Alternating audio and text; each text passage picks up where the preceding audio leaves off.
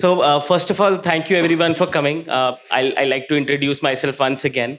I am the local chapter leader for Mumbai. So think of me as a devil on the shoulder of CoinDCX. These guys are spending money, and I'm just doing all this. And I really want to start in a very tricky way, because this is one myth that everyone has in their mind, and I want to bust it right away. So maybe Ankur, you could start with this one. This one is around. Why do you think Web3 is heavily dependent on community? Usually Web 2 products can still take off without one, right? So does that mean Web 3 is all noise and no fundamentals? Well, thank you for the question. Also, just one correction. I'm speaking for myself. I'm not an expert. I've barely been in this space for a little over a year now, but a year in this space is as good as a decade. So learning every day. So that's exciting, and that's what I love about this space. That you meet, wonderful people, and you get to learn something new every day. Coming to communities, I think as human beings, we are social beings to begin, right? So we've been following community culture since ever, right? So now let me give you an example of Web 2. So Facebook and Apple, which one thrives on a community? Facebook or Apple? Any guesses? So on the contrary, it's Apple who builds a community, right? Say, if I say something bad about Facebook today, you'll be like, yeah, okay, whatever, But if I say something bad about Apple right now, I'm sure at least a few of you all would have like something to say that no, Apple is the best. So that's a community. That's the power of a community. Now just add, along with that passion, now add economic elements to a community, right? So in Web3, you don't only be a part of a community, but you're economically inclined or incentivized to be a part of communities. Hence, it's kind of communities on steroids, and it makes it that much more powerful a tool, and that much more important and detrimental for a Web3 project to in the journey of a Web3 project. Whether it's Web3 is all about noise and no fundamentals, well, the noise automatically dies out in a bear market that we're going through right now. So you'll start seeing cleaner projects, stronger founders. The noise automatically, it's just a random NFT project making millions of dollars, all dies out automatically. So every bull market, bear market does this churn. But overall, the industry is so early in such a nascent stage that everyone's experimenting. It's like a laboratory right out there, and people are experimenting and finding real world use cases at this point of time.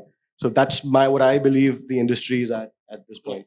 So thanks, Ankur. I think it's a very subtle way to put Apple maximalists in a good light, but I get the idea, and I am sure everyone else does. So Aditya, what are your viewpoints on this? Yeah, I think just to take off what Ankur said, right? First, you should everyone here should give themselves a huge round of applause for showing up on a day where half of the internet feels like crypto is over or it was just a bubble. Like the fact that you've come here to learn about something already puts you in like the 0.01% of people in this space, because you're still here despite the largest exchange or the third largest exchange going bust and prices being at an all-time low. So actually just give yourselves like a huge round of applause for showing up here. Yeah. And this is what community is, right? It's people who stick together in both good and bad times, not just when like prices are going up. That is more of a circus. It's less of a community. And I think it's actually interesting because I don't think that it's only a Web3 thing. Like if you look at like Airbnb, for example, right? They have like host community meetups in every place, just the same way we're all meeting up here. They have host community meetups in all their major cities, or like Instagram does creator engagement and creator meetups. All of these Web2 platforms also have invested in their community. I think one fundamental difference is that in Web3 products, you're trying to move the ownership of the asset away from the platform or the company to the people who are actually using it, right? And that's why it becomes all the more important, like Ankur said, to have economic ownership as the community, but also then to contribute back, right? Because when you're an owner of something, you're also responsible. You're basically like you're responsible for self-custodying your own assets, right? That's the most basic thing. But you're also responsible in investing for the growth of the network and things like that. So yeah, I think it's not new to Web3. I think it's just more empowered in Web3, and it's begun on a financial note for many reasons that we can go into. But there's a lot more. It's basically about growing products that are jointly owned. And a much better analogy is to basically like think about it as a cooperative, right? So for Right. example, Amul is a jointly owned cooperative where they hire services of marketing and advertising and all of these things, but in the end the ownership sits with the dairy farmers. It's very similar what we're trying to do with crypto. We're trying to create cooperatives in place of companies so that value can be distributed throughout the network instead of being concentrated at like a small center. Right. So basically, we did Web3 way before it was cool. But jokes apart, the next question is rather personal for you specifically, Aditya. I would want to ask you that how different your life would have been without being a part of an active community. Yeah, I think working in Web3 is almost like working at the internet, right? And this is a new concept that I was introduced to during COVID, where you realize that going to office doesn't matter that much. You can do all of your work from home, right? And of course, you miss parts of office and that. But there's this essay called The Great Online Game by this guy named Packy McCormick, which I would definitely recommend everyone here should read, where he basically says that as things get digitized, life starts it basically starts looking more like a video game than like anything else, where if you hit the right keys in the right order, you end up leveling up, right? So in like a video game, if you play correctly, you go to the next level and the next level. In life, if you hit the right keys in the right order, you can buy a car, you can buy a house, and you can like you're making your money on the internet, you're working on the internet and things like that. So I think just moving into that, like working at Web3 is not like I'm not working at any company right now, right? I'm working with Super Team, which is at its very least is just a Discord server, right? That's it. And it's a group of people who are working in Web3. So I'm working with everyone and with no one at the same time. So for me, I think the biggest change is that it's like I'm working at the internet, which also one shift I've noticed in myself because of that is I'm way more open to newer ideas. For example, like when generative AI exploded with like DALI 2 and Midjourney and like GPT-3 and writing assistants and stuff like that, I was very open to just going and trying all of them out in a way I wouldn't have been if I was at my previous job. I would have just thought of work and non-work, right? So I think when you're in a community, it's like you're, or let me rephrase it this way: it's a person like Packy McCormick, who is like the most well-known business writer in the US now as an independent. He has a small community of people that he invests with, or he speaks to, or he does things like that. Right? So if you believe that your network is your net worth, you can, by being part of and by also contributing to a good community, you can like unlock opportunities that you would have never imagined. You can get experiences you would have never imagined. So yeah, I think it's just life changing. No, I completely agree. I mean, ever since we also resorted to work from home or work from anywhere culture in our organization, I think that boundary between work and non-work absolutely faded away. And this is primarily the reason I started exploring Web3 in first place. On a very serious note, I mean, in terms of job opportunities as well, and that's pretty much the reason that I am here. So I completely agree, completely relate to it. What's your viewpoint, Ankur? Yeah, so I agree with everything Aditya just said, and on just chiming on the boundaries fading away between work and home. I think boundaries in Web3 have faded away globally. So now we're seeing global communities, global businesses, and seamlessly, right? Without, I mean, it's like working on the internet. Your business is on the internet, or your product is on the internet, and anyone in the world can access it. Anyone in the world can own a piece of your project. And for me, like multiple communities do their own thing. So like Raghav gave an example of Bitcoin Bombay, right? So I don't run that alone. We were 5 of us who got together and just put out a message that let's meet on the Bitcoin white paper day. Let's just meet up. Like 5-6 of us meet up. 120 people showed up, right? And we had people who flew down from Delhi. We had people who drove down from Chhattisgarh, from Pune, just because it was Bitcoin Bombay, right? People wanted to meet other Bitcoiners and like have a common discussion and experience what is really happening in the space. So that's the power of the community, and shared knowledge, shared experiences is what I take out of the communities I'm part of. So you learn from other people's mistakes and really expedite your learning. Is something that I really thrive on communities and look for communities that I join. So basically, at a very fundamental level, I see, of course, what Aditya also mentioned, that it's just a extrapolation of, we've all heard that theory, right? All of this is just a simulation, and maybe we might be in one, maybe we might end up creating one. And I think all of this is just a subset of it, where everything you do is online. We spend more of our times online. I also saw this graph online a couple of days ago, where the time spent online is going up drastically higher, which is why all of these things now make sense. Internet ownership is something that the world has been looking for a while now, and I completely agree to the thoughts these gentlemen have put forth. So the next question, guys, we've talked about the philosophical aspect of community so far, and I am pretty sure a lot of these guys would also want to go ahead and build some communities of their own. So I would want you to give us a couple of advices that you'll give to a young chap who's trying to build out a community for themselves. Maybe we can start with you. Yeah, so I think there'd be two things that are really important when you're trying to start a community. I think the first, you need to make sure what is the entry criteria for your community, right? I think one of the big mistakes that people make is you optimize for the vanity metric of number of members or number of people following your Twitter account or number of people in your Discord server.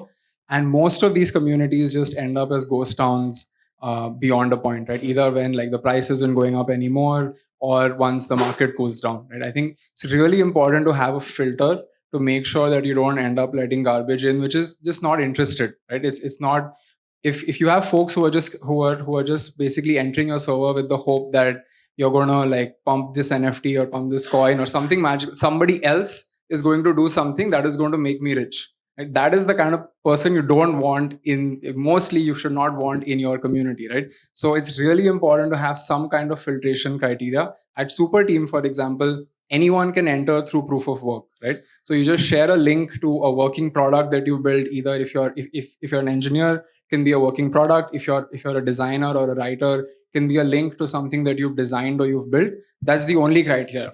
You can also apply to win a grant through Super Team and then enter and then build your proof of work, right? So it's built around earning and like earning and working, right? And that is so, and therefore like the 150 160 members which are there, we all know that okay, anyone who has come here has proven that they can and will work in Web3. And so then there's a base level of trust that gets established, as opposed to any other community where, if let's say for example you were to buy X amount of tokens to enter, right?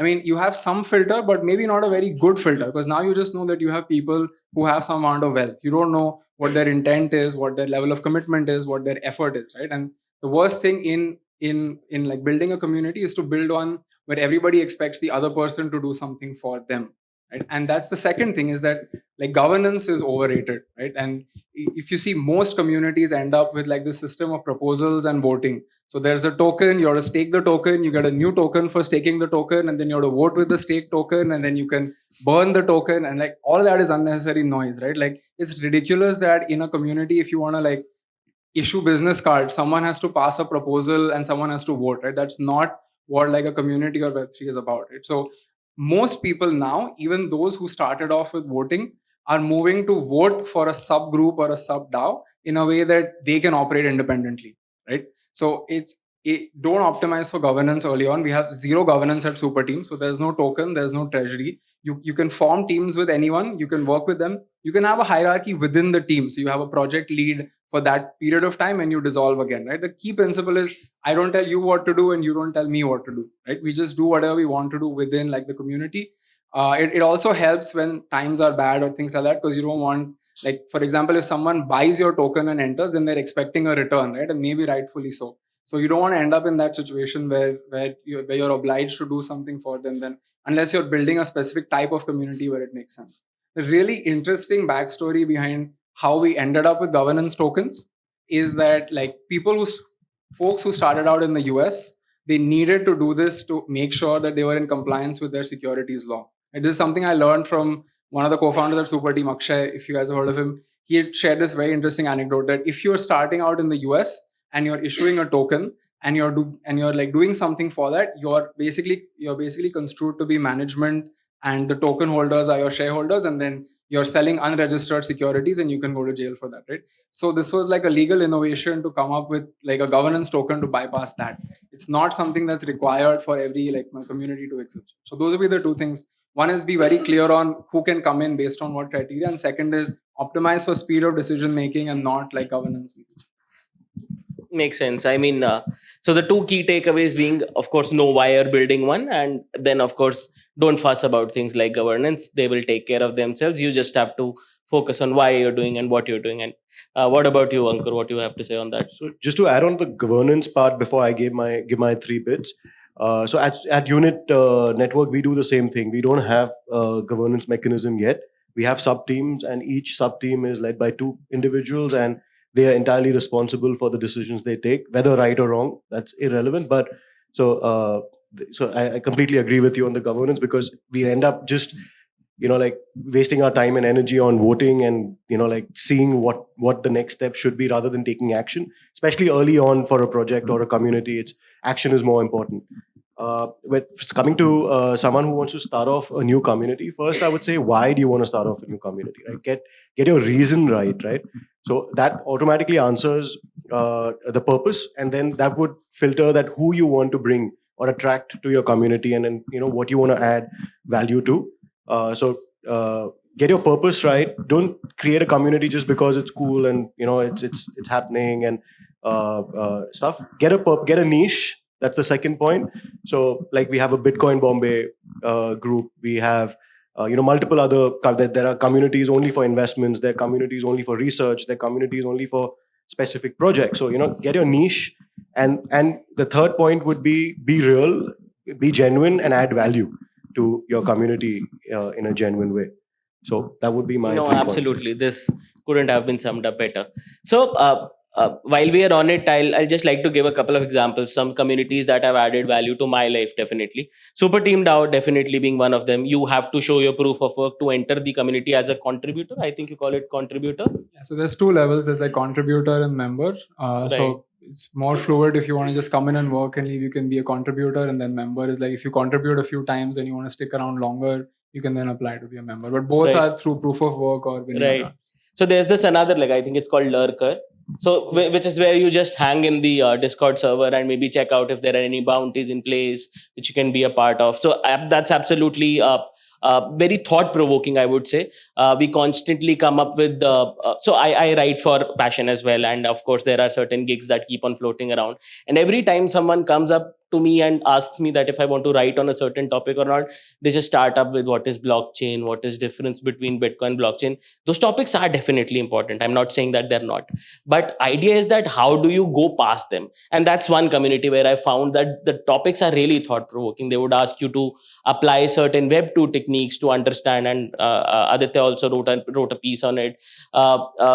There's one very controversial article I read where someone mentioned that why decentralization is just one thing that's in your head. It's absolutely a deterrent if you take it to an extent where it's just not required. So something on those lines, if you really want to jolt your thought process and go further, that's one area you could be a part of. Bitcoin Bombay, of course, I have already mentioned how it helped me in multiple facets wherever I required. So any query that I have, just post it there, and someone is always there to help me. Then, of course, there's this community around a YouTube channel called Whiteboard Crypto. I'm sure a lot of you must have heard of this channel.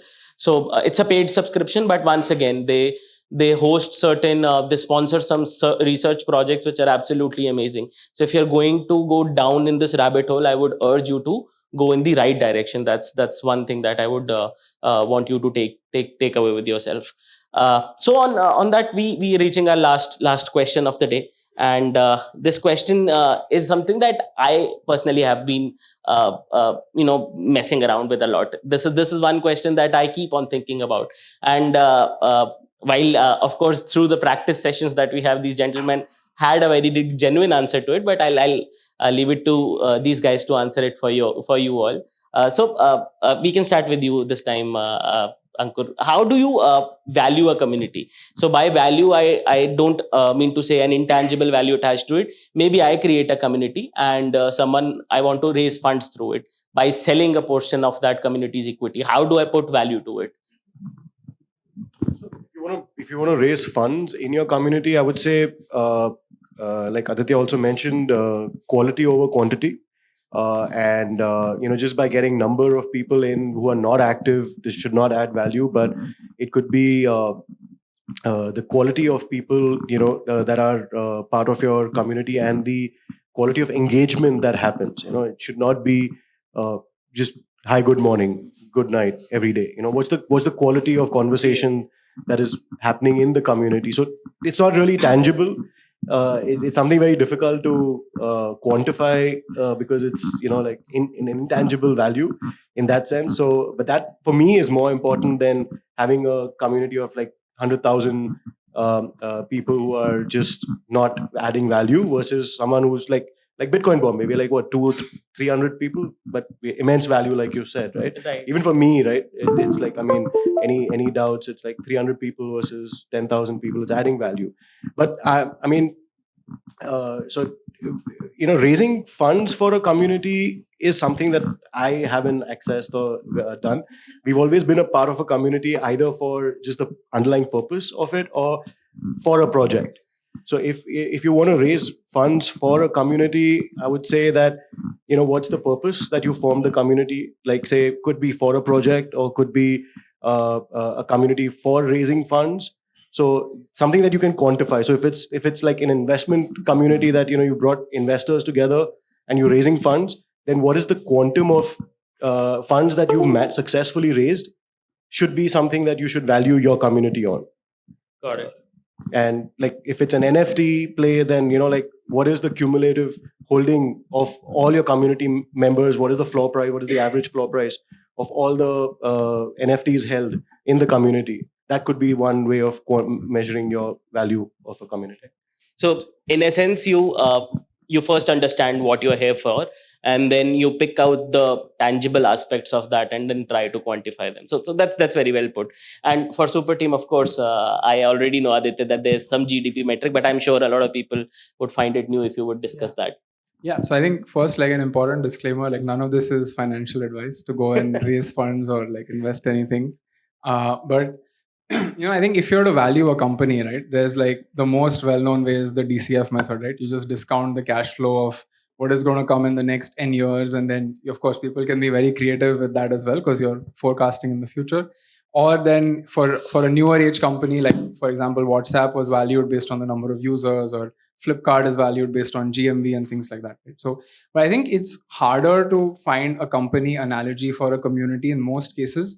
Maybe you're better off with having an analogy to a country, right? So, like for example, if you look at GDP, for example, right, it's like a metric where you can see the like output of a country. But if I had to ask you blindly from behind what they call the veil of ignorance, would you want to live in, if I ranked all the countries by GDP, would you want to live in the country with the highest GDP?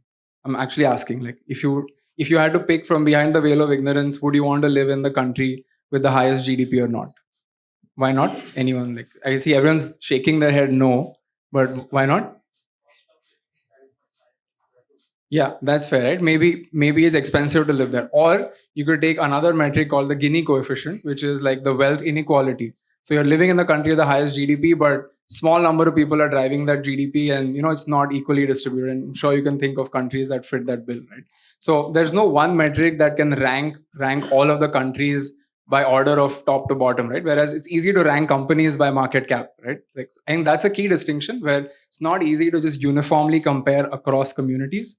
But having said that, I think so. There's an essay that we've sort of written on the blog about how to value how to value a Web3 community, and I think like Ankur just said, it basically comes down to what is the community doing, right? So for Super Team, because it's a community of people who are working and earning in Web3, the key metric we look at is what is the GDP of the community. And we're not looking to raise funds with that metric. It just helps us track, are we doing good or not. If we say we're working, what is the value of the work that has come out so far, right? But at the same time, if you were like a community that was operating an e-commerce product, right, then you would look at some product metric. Or if you were like to take that example, if you were an art collection community, you would look at the current value and liquidity of the art that you're holding. Or if you're an investing community, you would look at the value of your portfolio or your AUM, right? So I think it just depends on, you should be really clear on why you want to value it. Like, is it just to create a barrier for entry, or do you want to raise funds? Because if you want to raise funds, it's also about how do you have community ownership, right? There's no real structure today that is legally recognized. I mean, there are like cooperatives, but there's no like company structures. You may have to form a company and then can you have 3,000 shareholders? Like there'll be a lot of those questions as well. But yeah, so first you should know why you want to like value it, and then secondly, what are you doing? Like what value are you creating? And then just find a way to put like a number to it based on that. Right. So I'm so glad that we did this session, and of course, it got recorded as well. We're definitely going to use it in other local chapters because this is just like a master class in how to build communities, how to value them.